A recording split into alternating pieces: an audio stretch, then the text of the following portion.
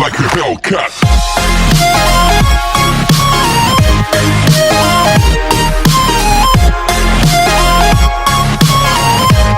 Hey everyone, it is Tyrone the Pit Wolf. I have hit 101 subscribers now, but that's not what this video is going to be about, and I'm not going to celebrate my subscriber count in this video.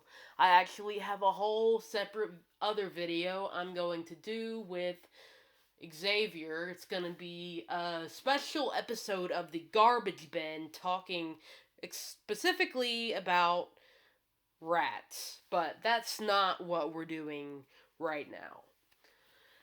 So, I'm just gonna tell you this video is unscripted, and to bear with me because it takes me a while to think about things and get my thoughts into the right words, and this is going to be a really hard video, and it's just gonna be a hard topic. It's the trigger warning, I am going to be talking about abuse in this video and what an abuser would look like, because it's not like a traditional, like, big, hefty man who beats the shit out of females like we all want to talk about.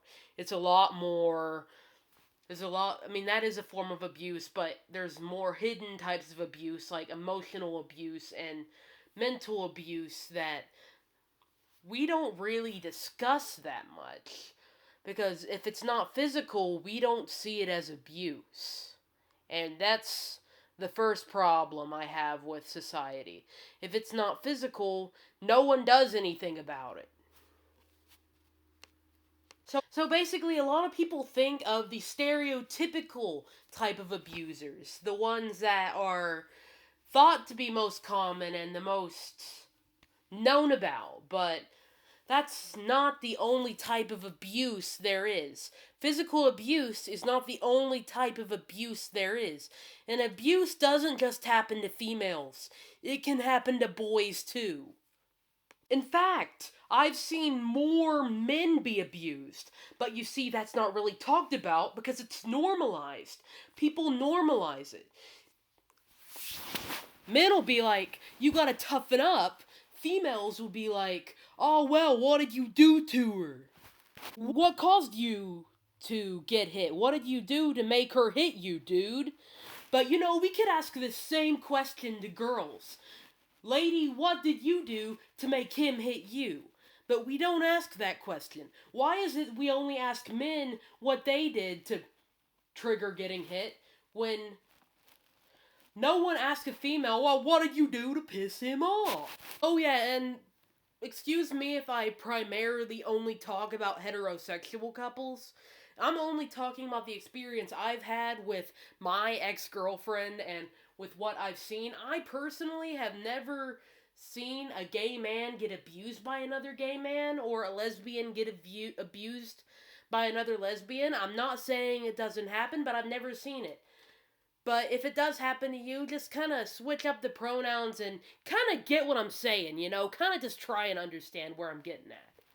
So basically, because, physical abuse is the only type of abuse that we even discuss in our society, and that abuse apparently to most people's heads only happens to females, this is why it needs to be discussed. First of all, male, female, non-binary, it doesn't matter.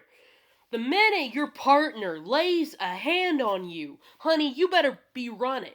Even if you love them, it is in your best interest to get out of that situation, right then and there. But as for listen, that's all I have to say. Do not stay in a relationship where your partner hits you, unless in a playful manner and you all like to wrestle or give each other wet willies or whatever. If hitting occurs in the relationship, it should only be playful and consensual. It should never be out of anger. You should never hit your partner out of anger, period. Ladies, this is a type of abuse you are most notorious for, and it is emotional abuse. I have seen a lot more female emotional abusers in my lifetime than I've seen male emotional abusers. Now, most cishet females that I know of are very good at manipulating and lying. I'm not saying all of them. I've met a lot of good ones as of lately, but a lot of the ones in the past I've met have sucked. A lot of them I know what they want and are good in relationships and partnerships, but a lot of them don't know what they want.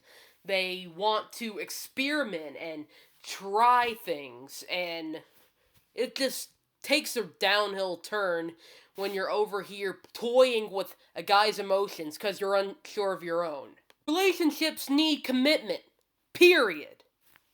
And you can't go screaming and throwing a hissy fit when your partner does something you don't like, or you want something that you don't even know what it is that you're even wanting, but you're wanting something that you're not getting. Emotional abusers, they'll be like, hey, I love you, you're great when things are going good. But when they're angry, they'll just get frustrated at you and start screaming a bunch of nasty, terrible things that they know they can't take back. They know it's going to stay in your brain forever. But they want you to know that you need to be fearing them. They keep you in this constant state of fear of when the next time they're going to lash out is, and what it's even going to be over. Like, my ex, she would lash out at me over antidepressants. I told her to take her antidepressants because, she was terrible at taking them regularly, and I asked her about her prescriptions and stuff because, she wasn't talking to me about anything, and she was depressed, and I couldn't really do much, so I asked her about her prescriptions, and I'm just like, hey, listen, when are you gonna get your prescriptions refilled? Have you talked to your doctor about upping your dosage? And, she didn't answer me. She just kept screaming at me. And, she kept on saying edgy things like, oh, yeah, nothing in the world matters. I'm just like, do I not matter? That's kind of hurtful when you say that I don't matter. Then they're just like, oh, way to make it about you. Like, fuck you. It is about me when you're making me feel not good enough by saying stuff like, oh, nothing matters, nothing in this world can satisfy me. Like, depressed or not, it's just something you don't say to your partner. And here's another thing that should totally just make you run away once you see it, and once this behavior comes up. So, they're done with the argument, y'all have worked things out, apparently, but then, a week later, they'll get angry at you about something, God knows what this time, what did you do this time, man? And then, she'll just be like, they'll just bring it up again, and it'll be like, wait, I thought we were through this. I thought we had this conflict resolved. You see, abusers love that. They love unresolved conflict, so they can make you feel like an abuser. They want you to feel the way that they feel, and feel like you are what they actually are. Honestly, I feel like this could all just be emotional or mental abuse, really. Emotions and mental health kind of go hand in hand. Like, if you emotionally abuse someone, I think that pretty much affects their mental health too. And if you mentally abuse someone, yeah, that's gonna make them emotional. But basically, another thing that is just like a red flag, you gotta run away when you see this. If they try to gaslight you. Now, you're not even gonna realize when they're doing it because they're gonna be so manipulative when they do it. They're going to make you question what you've done in the past and make you question your own sanity. And people are just gonna be like, oh, well, you can't be gaslit if you're smart and you have a strong mind. Yes, you can. When you're in love, you're in a state of vulnerability and weakness. No matter how strong you think your mind is, it's not gonna do anything when you're in love. Period. Gaslighting is when your partner, or whoever it is trying to convince you did something you know you didn't do.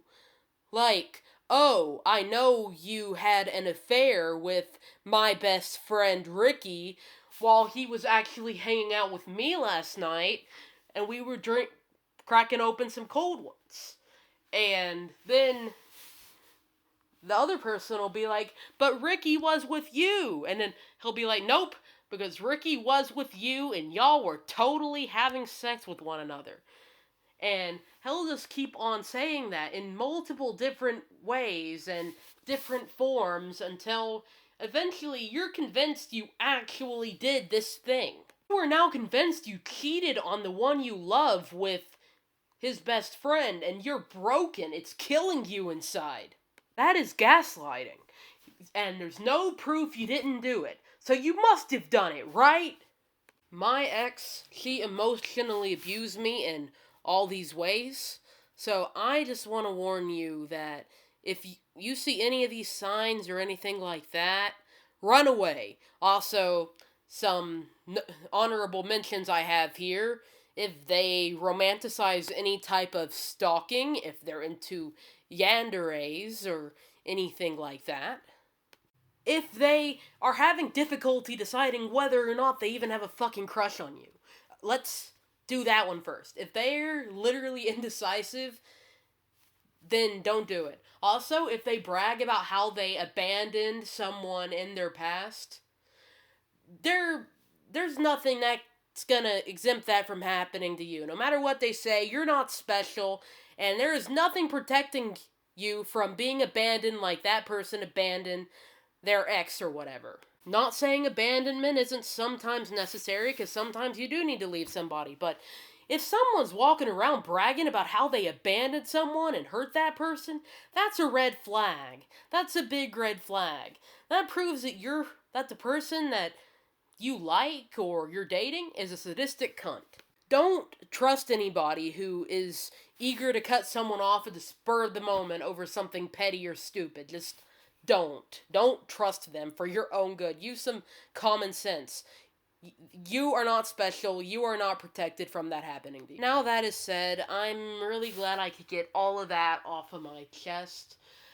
I was thinking a lot tonight, and I really just needed to talk about this and just some warning signs I know of with abusive relationships and some warning signs that I should have seen in the past that I didn't see because I was madly in love. And most people in abusive relationships are only gonna get out when it's too late.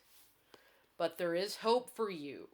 You just have to be smart, realize what happened, and if the relationship ends and you feel like it's your fault, do some self-reflecting, see if everything was actually the way it is, and just kind of think some more deeply about it. And usually people come to their senses and realize they were in an abusive situation the whole time after the person breaks up with them, or they have to cut ties with the person they were dating.